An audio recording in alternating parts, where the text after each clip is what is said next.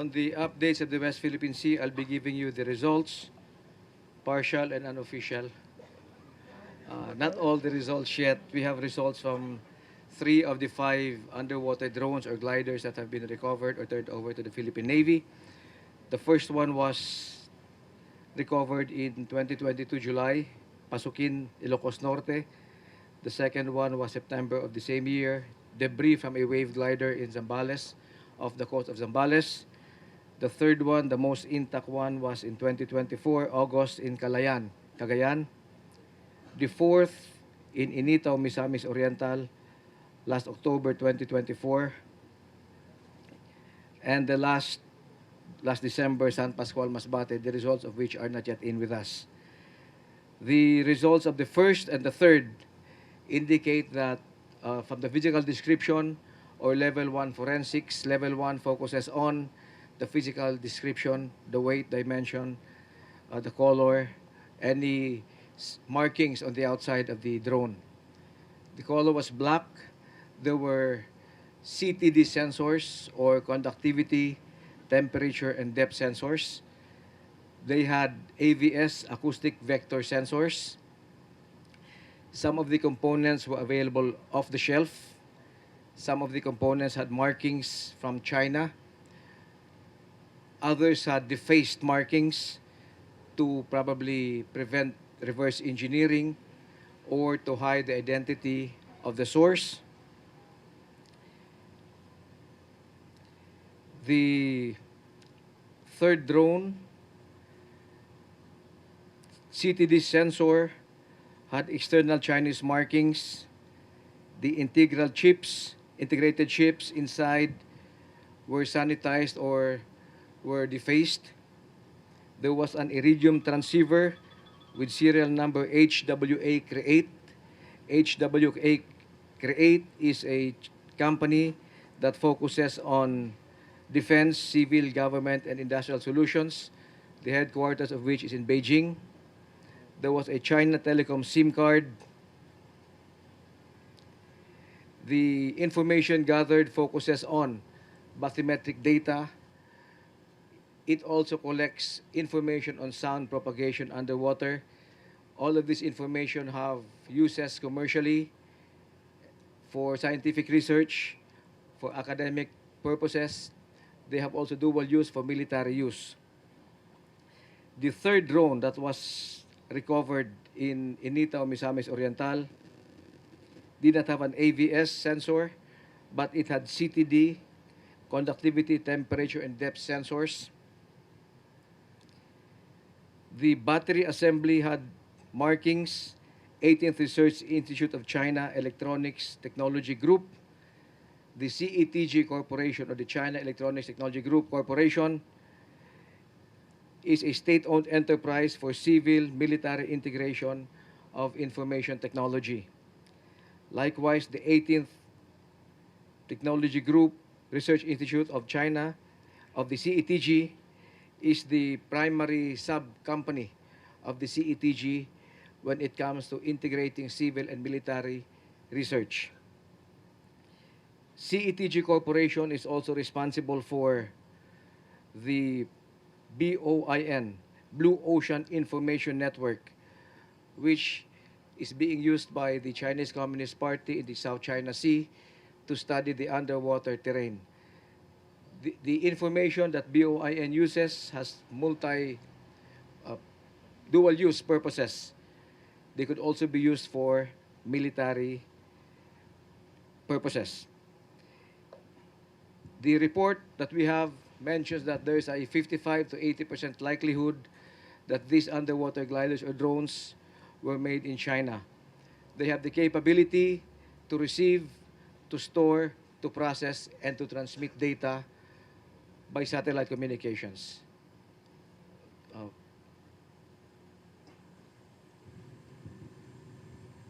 Just for clarity,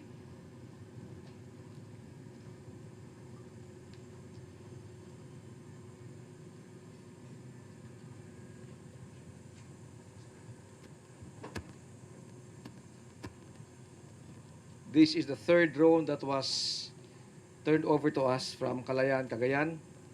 On the extreme left of the second picture is the nose that contains the AVS, the acoustic vector sensor. This is a level 1 exploitation, meaning to say all physical characteristics, color, the weight, the dimensions, any markings. Next slide, please. Prior to conducting the level 2 exploitation, procedure is that they will have to x-ray to see the internal parts before dismantling the equipment. And letter A highlighted is the acoustic vector sensor, and letter I is the CTD, or conductivity, temperature, and depth sensor. Next slide, please. This is the drone that was recovered in Initaw. It also has I'm sorry, this was the drone recovered in Masbate. We only have the report for the level 1 exploitation of this, not the level 2 exploitation yet. CTD sensor is shown there. Next slide. CTD sensor is in letter A on the nose of the drone. Conductivity, temperature, and depth. Next slide.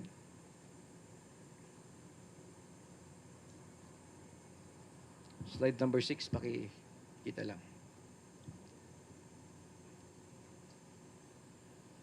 On the drone that was recovered in Initaw, Misamis Oriental, the orange one, the red and orange one, there were markings on the battery assembly.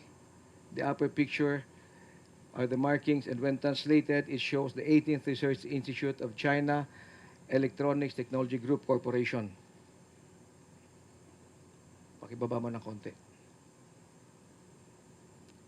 The CETG is responsible for BOIN, the Blue Ocean Information Network.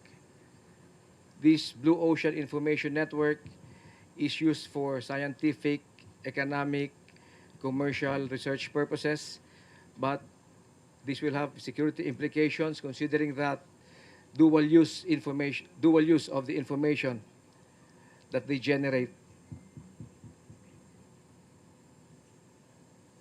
This allows China to monitor the maritime environment through advanced information technology. That's all, and I'm ready for your questions. Thank you. Thank you very much, sir, for that. And with this, we will be starting our Q&As. We have the different, or the major services and the spokesperson for the West Philippine Sea, and of course, our AP spokesperson to address your questions. All Balikatan updates and other questions will be later after the AP weekly press con. So those questions, please. Yes, ma'am. Good morning, Celerina Monte from NHK to Sir Trinidad. Sir, so can you categorically now state that those drones were deployed by the Chinese government, and what would be the next step of the Philippine government? There is a 55 to 80% likelihood that this was deployed by the Chinese Communist Party. Why 55 to 80%? Is because of the components inside. Not all of them have markings that they were made in China. Others are available commercial off the shelf. They have the capability to receive, to process, to store, and to transmit data through satellite communications to a station on land, to a mothership, or to other drones. We are not categorically stating where they came from, but there is a likelihood, a 55 to 80% likelihood per the report. So what will be the next step for the Philippine government? For the Philippine Navy, the AFP, we will keep performing our mandate, lalo namin pag-itingin yung pagbabantay sa ating karagatan, knowing that there are now capabilities which are non-traditional. So we have to be on the lookout for this. Thank you very much from NHK. Next, come from Reuters. Mike, please. Can you please pass the mic? Sir, good morning. Karen from Reuters. Sir, were you able to retrieve data from the drones, and what does the data tell you? Yes, the data received focuses more on bathymetric data, depth Can of you say that water, again, sir? I'm sorry. salinity, temperature, propagation of sound. All of these have applications across different fields: academic research, commercial purposes, and also military use. Sir, but since, as you said a while ago, there's a 55 to 80+% chance that this might have been deployed by the Chinese Communist Party, and having retrieved that type of data from the drones, what conclusions can you make based on what you know at the moment? In the armed forces, we look at indicators. Law enforcement looks at evidence. Indicators would point with a likelihood of 55 to 80% these were made in China. Yes, but what conclusions can you make, like based on the data, sir? What was the intention? What were they trying to do? What were they trying to detect? Or It's in very terms of the clear data? that these are used for mapping out the underwater terrain, collecting information, like what I mentioned, bathymetric data. All of these have a use across different fields, to include underwater warfare. Thank you, sir. Thank you very much, Reuters. Now, we have questions coming from SCMP. Yes, ma'am? Sir, who helped you do this forensic analysis? And second, is there any international or Philippine law that is violated by the presence of this? Are these drones, underwater drones, allowed under Philippine and international law?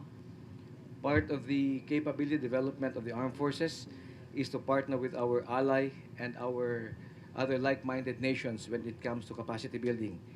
This capacity building focuses across a wide range of different efforts to include the conduct of forensics for equipment like this. May we know, sir, which specific ally? Is it the Canadians, Australians, or the Americans? Our partners and allies, and I could call them like-minded nations, who would like to see the rule of law remain in the South China Sea, in the Indo-Pacific region. How about the law on this? I asked about international and Philippine law. UNCLOS has been silent on this, but there are different practices by the coastal state. Other coastal states would like to regulate economic activities within the EEZ, and they are silent on research for military use. Last question, sir. You mentioned there is storage capacity. I assume that you haven't broken into the objects themselves, the drones themselves. When are you going to do this, and how soon can we find out what you find out? The data stored focuses more on bathymetric data, the depth of water, salinity, temperature for this particular area that the drone has been to. It also has certain information on sound propagation underwater. Thank you very much, SCMP. Yes, may we call from Benar? Kindly pass the mic, please. Sir, can you just expound earlier when you said underwater warfare? What does it mean exactly? Are they gathering intelligence or intelligence collection? Underwater warfare is the conduct of warfare underwater. And before you conduct any activity, you have to know the terrain, whether these are on the surface, on air, or below the surface. So conducting information gathering of the underwater terrain is an essential step for undersea warfare. And it's different than what we know on land. You need to know salinity and its effect on sound. You need to know temperature, its effect on sound.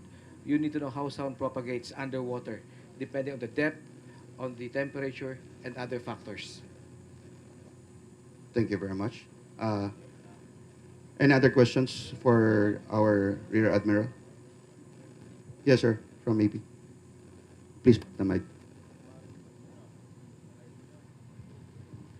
Admiral, can you explain to us how these underwater drones, since they are in regular territorial waters, right, not in the West Philippine Seas, how can this harm the national security of the Philippines, and what countermeasures can the AFP implement? All kinds, diplomatic, tactical, and strategic countermeasures. In today's generation of warfare, information is key. He who holds information will have an advantage.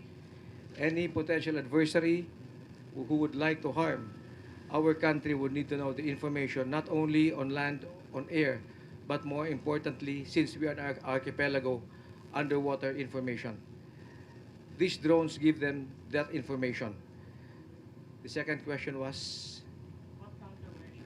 Countermeasures, sir.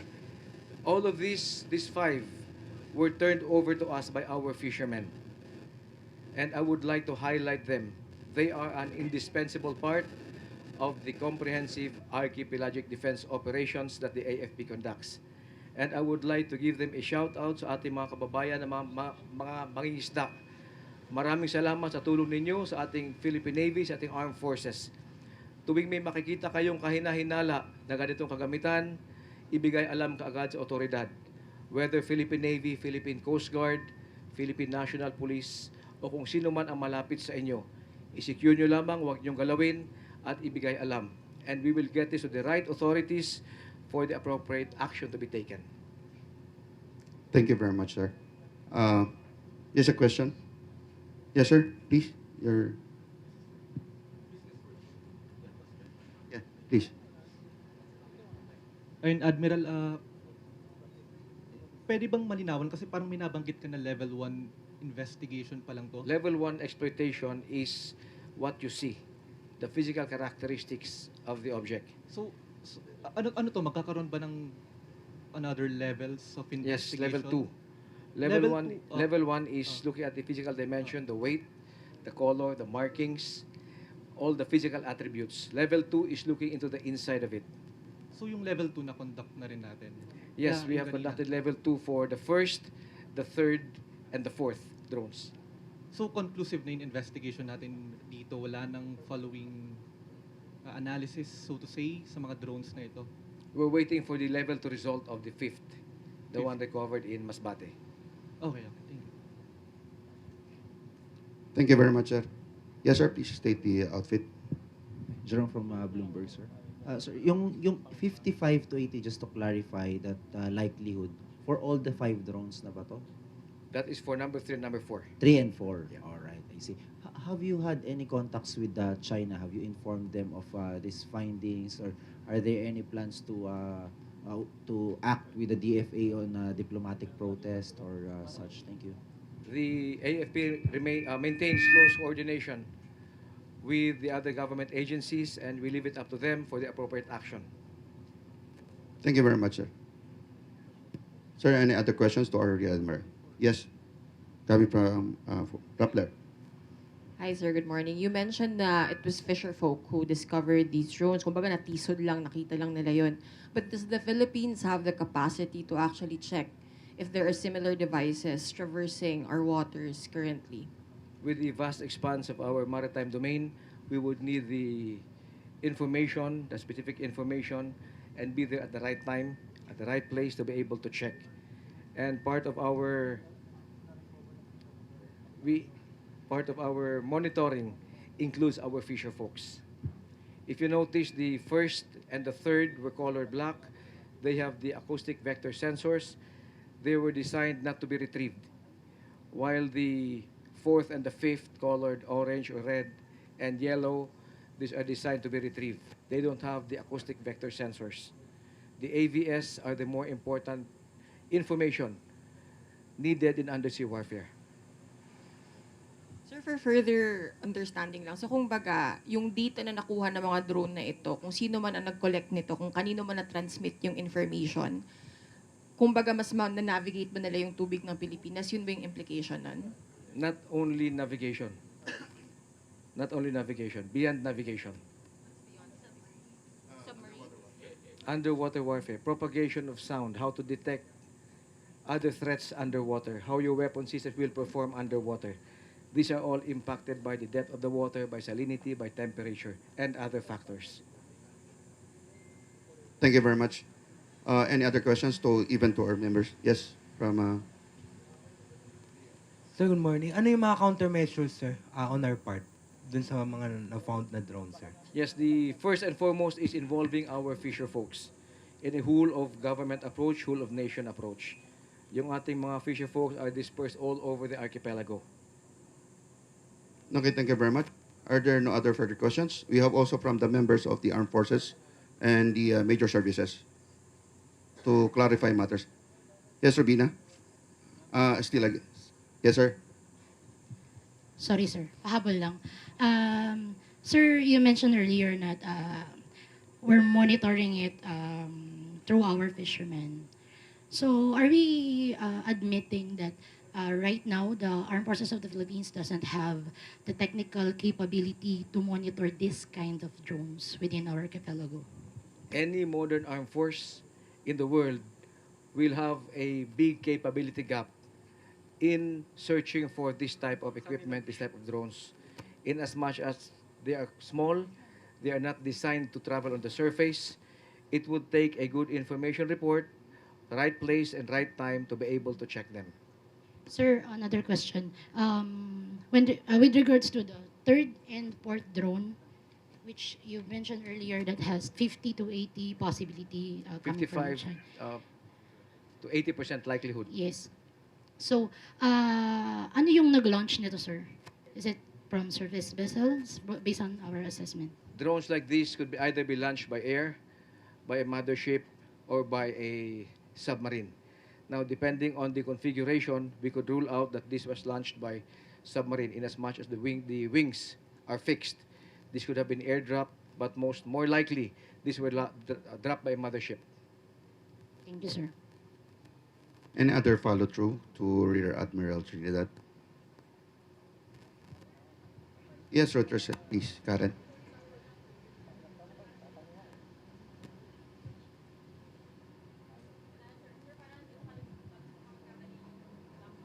They were still functioning, fully functioning, or were they broken? Uh, were they still transmitting signals, or how best you describe it when they were retrieved? Of the 5 in our possession right now, the second was damaged. We received the major component of it, of the wave glider. The 4 others were intact. I need to check with the fishermen if they were functioning when they found this or they were just floating. Yes, sir, AP, follow-through. For the areas where these drones were discovered, are these areas important strategically or militarily? They are important strategically in the defense and security not only of the country but for international maritime navigation.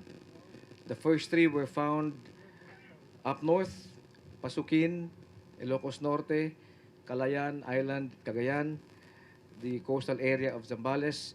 These are just a little bit south of Balintan Channel, which is an international sea lane. The fourth one was found in the coastal area of Misamis Oriental, which is just west of Surigao Strait, another choke point. And the fifth was found in Masbate, which is also just west of San Bernardino Strait, another critical choke point. Okay, last one from the South China Sea Morning Post. Sir, you mentioned there was a China telecom card in one of the drones. Have you been able to examine the card, the SIM card? I assume it's a SIM card. Have you tried calling? Is it possible to call that number? Based on the technical study of the or forensics of the SIM card, the last contact that it had was in mainland China. That's the only information that the SIM card has. When? I don't think it matters if it is when. I think what matters most is that it is transmitted towards China, the last transmission. So to the specific details, I think it's not that important. Thank you very much. And if I may, just to add up, let's just focus mainly on the situation that these particular drones were recovered basically within our exclusive economic zone, and not just in our EEZ. Some of them were actually within our territorial seas. And regardless, we have our full authority, and nobody should be conducting research or anything, deploying these particular gliders within our seas without our consent. I think that should be more important, knowing more about these drones. Thank you very much. Thank you.